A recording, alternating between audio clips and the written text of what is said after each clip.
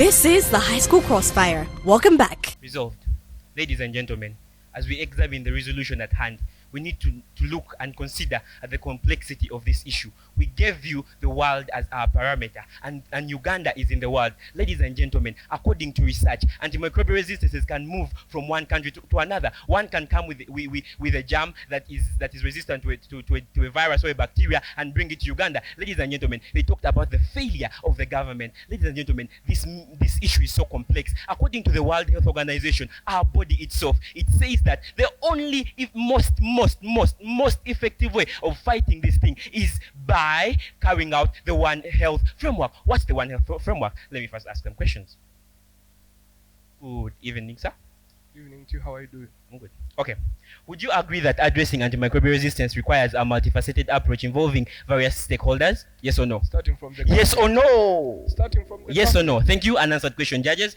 Could it be argued that individual responsibility to antibiotic use is just as crucial as government and health sector actions? Yes or no? Those are victims. Yes or no? Thank you. Thank you. An Unanswered question. I said yes or no. Is it possible that focusing solely on the government and health sector overlooks the significance of agriculture and veterinary contributions? Yes or no? Is the agriculture sector part of the government? Thank you.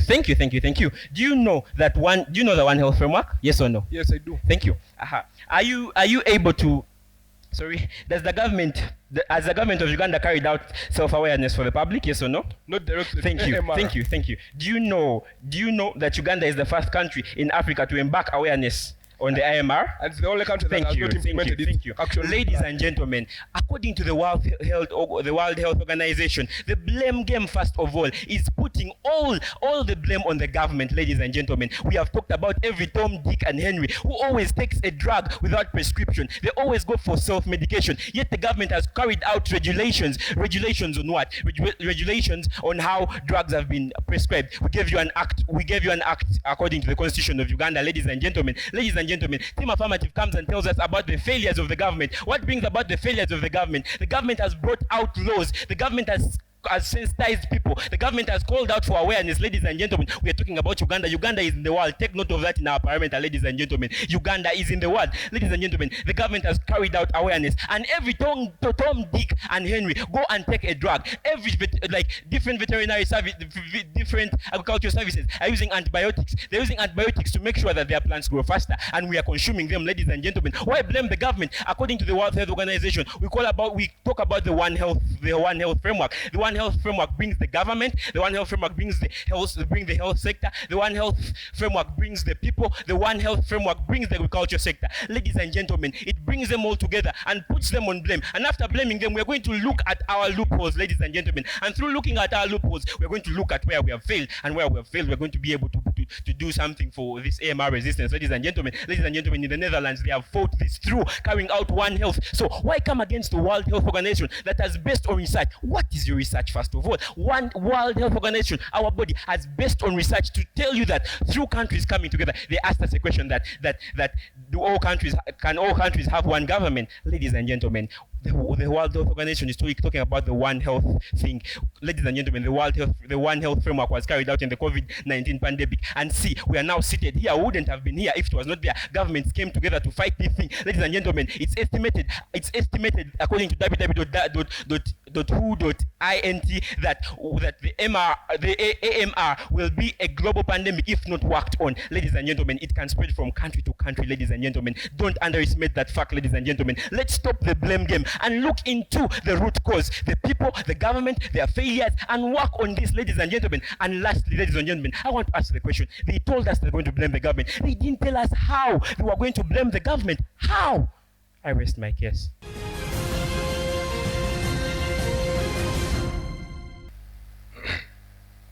What is relapse? You can educate me.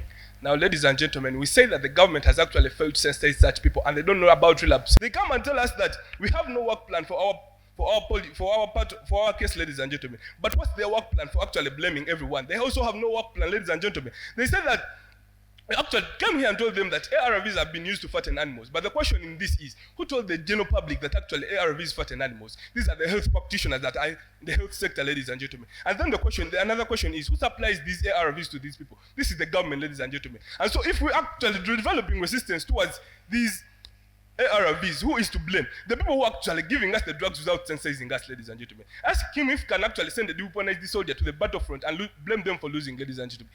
He didn't answer that question. But the whole point is, you've sent this person out there without sensitization, without the drugs, with poor medical facilities, with a big doctor-to-patient ratio of 1 to 2,500 doctors. Ladies and gentlemen, this person is actually not going to actually do what? Succeed in the fight. Now, in our debate as Team Affirmative, what do we come and tell you? We come and tell you, we are trying to show you who plays what role, whose actions are independent of who, and whose actions are dependent on who. Now, we come and tell you that, you know what? The actions of the people are actually dependent on the actions of the government. And we actually brought up an example of the COVID-19 pandemic, where the government actually brought up things like stay at home, social distance, wear your face masks, and actually people complied. People who didn't comply to this were actually handled by the government itself, and it clearly showed that either with or without compliance, the government can actually solve the problem of COVID-19. And guess what? We solved that problem. It actually involved the people, and this is actually what's also missing on the other hand of the people, ladies and gentlemen. The government has not involved anyone. It's fighting this alone, ladies and gentlemen. Guess what? Something happened in 2013, and they actually brought it out in 2023 without telling anyone, ladies and gentlemen. Meaning they thought they could finish this alone, and they have failed now, and we are to blame them, ladies and gentlemen. Now, with that, I would like to rest showing that Team Negative have no stand in today's debate. Thank you.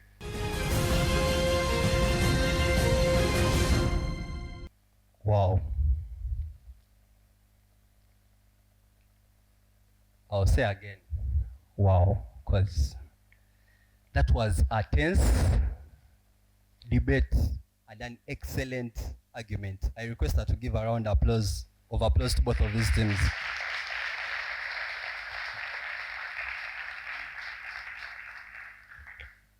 Now, for reasons of our understanding,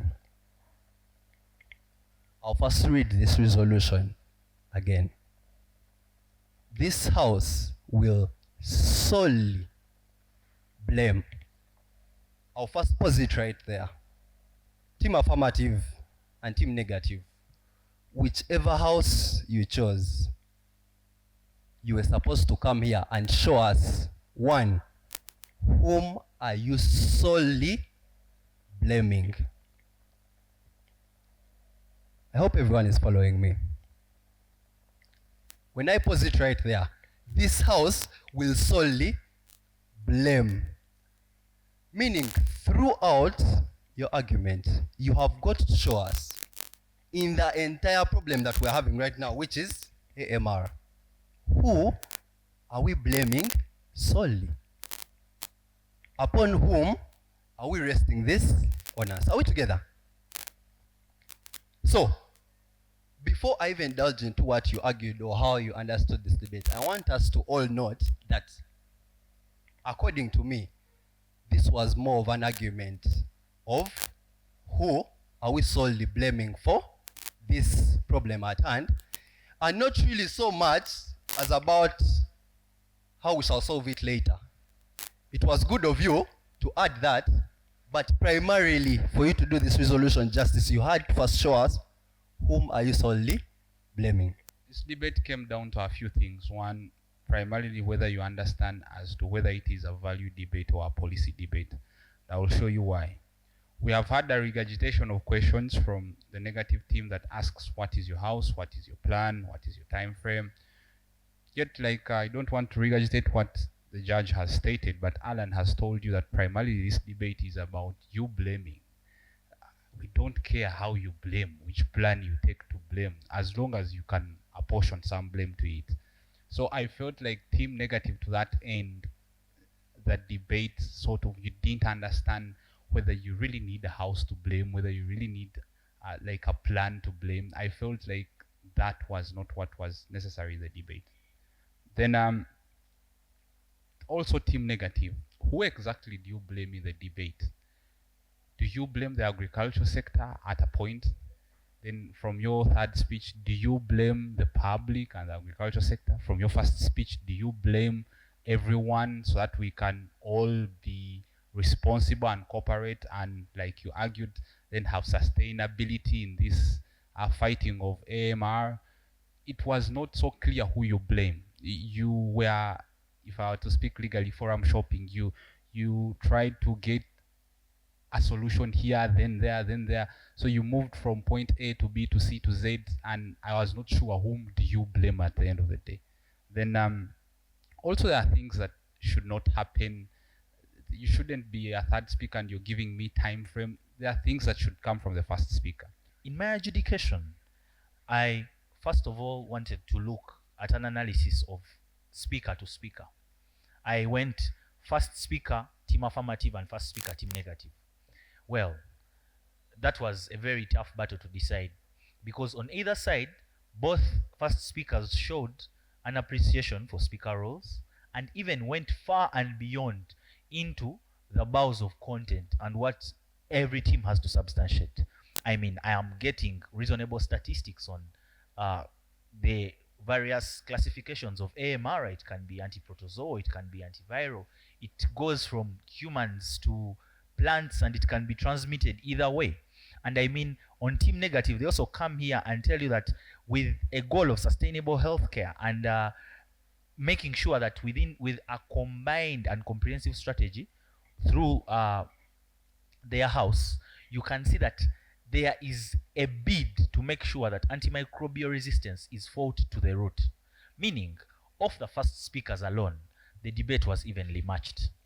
Now, when I moved over to the second speakers, we saw the first manifestation of the real parameter clash.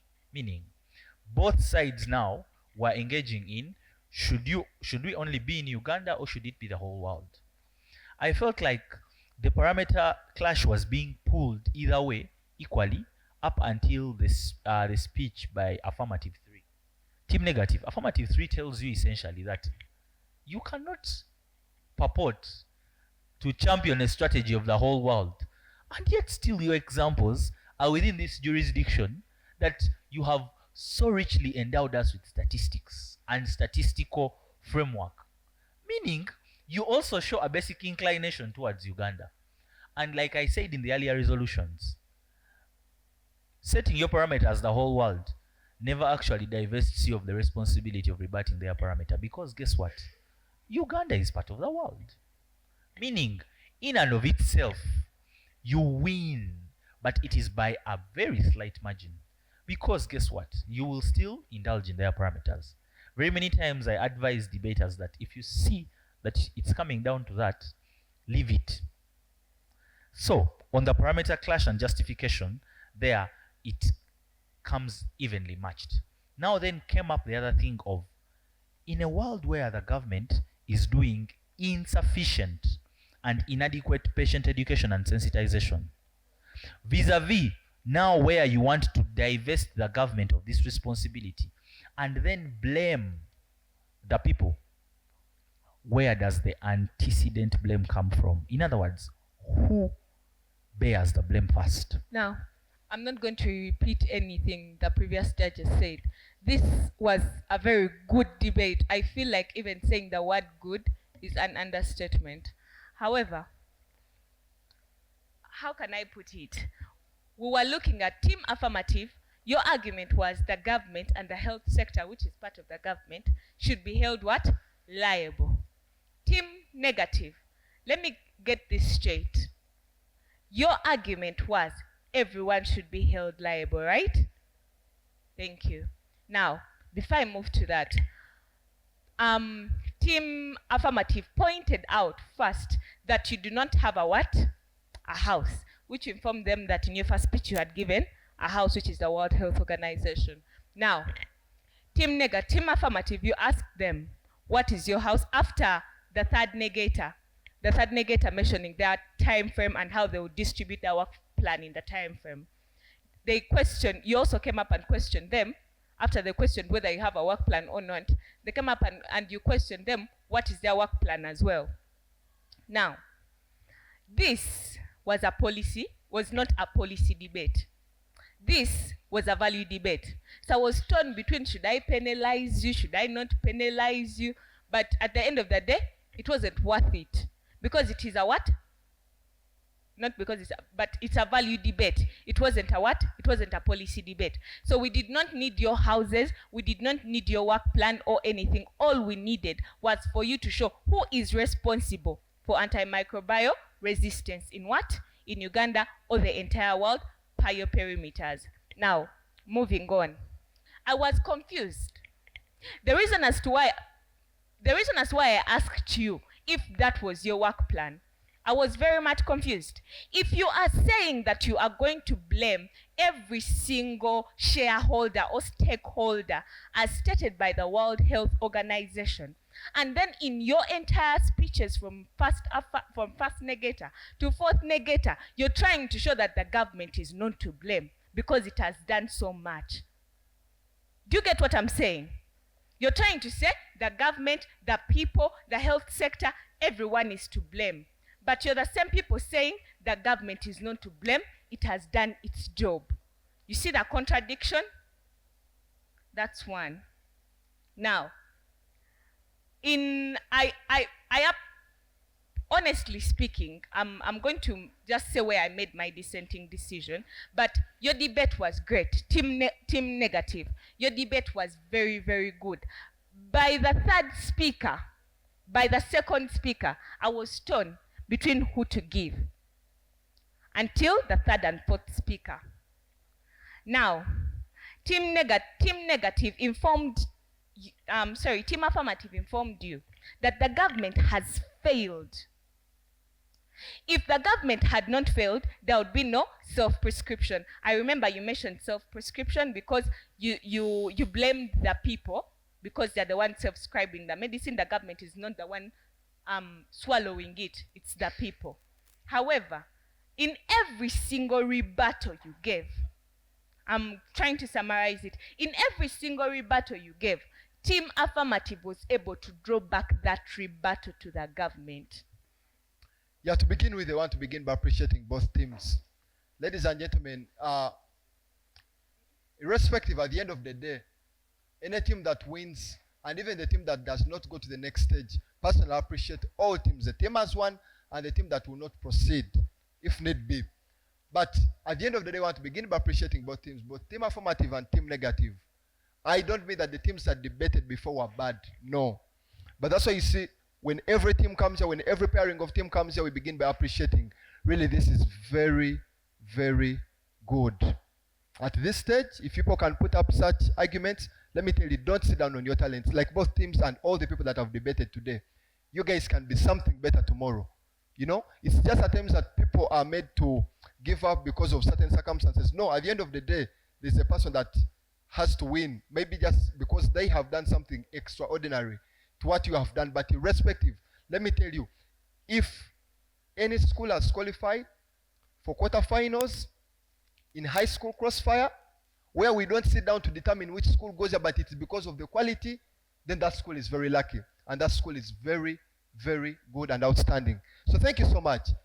Thanks so much for the submissions, for the efforts you put in. It really takes sacrifice. It really takes perseverance. It really takes research for you to come up here and then you put up such quality arguments. And just keep on. Tomorrow we'll be here where we are and even better than us at the end of the day. Because even us to be here, we were where you are at one point of time. And even we have not stopped. Still we are where you are at a certain point of time, just at a higher level. So thank you so much. Now, number 2. Why are you solely blaming that person? It was not a debate that was looking at the remedy, the solution that you have for the AMR at the end of the day. But then, why are you blaming that person solely? And okay, after you blaming that person, why? So, that is why I feel Team Negative, you failed out in today's debate. But both teams, the submissions were very good. Guys, I'm happy. Not just to sugarcoat you, not just do this, but from the bottom of my heart. All of you, all the schools that have debated today, thank you. And even if you don't go through the next stage, come back next year. This is very good. Are we together? And that's why for me, I keep on telling you, this is the best debate tournament in Uganda. You never show me any. Than Crossfire. Than Crossfire. For us, we never play syndicate. You get? That's why you see a school may be new in the tournament, but it goes up to such a level. So thank you. Thank you. So this is my advice to you. Always understand the keywords in a resolution. Just one word of failure to appreciate one word can change the entire meaning of the resolution. The word is solely. These are the marks, ladies and gentlemen. For style, I give both of you 16. That was very good. Content, I give you 26%. Team affirmative, I give them 29% because I felt they had more content. They talked about the laws, they talked about the legislation, they brought in statistics of Netherlands that has been able, for example, to advocate for the One Safe Work Forum. Then strategy, that's why I divide at the end of the day. This was a policy that one would be argued as policy, but to a large extent, this was a value.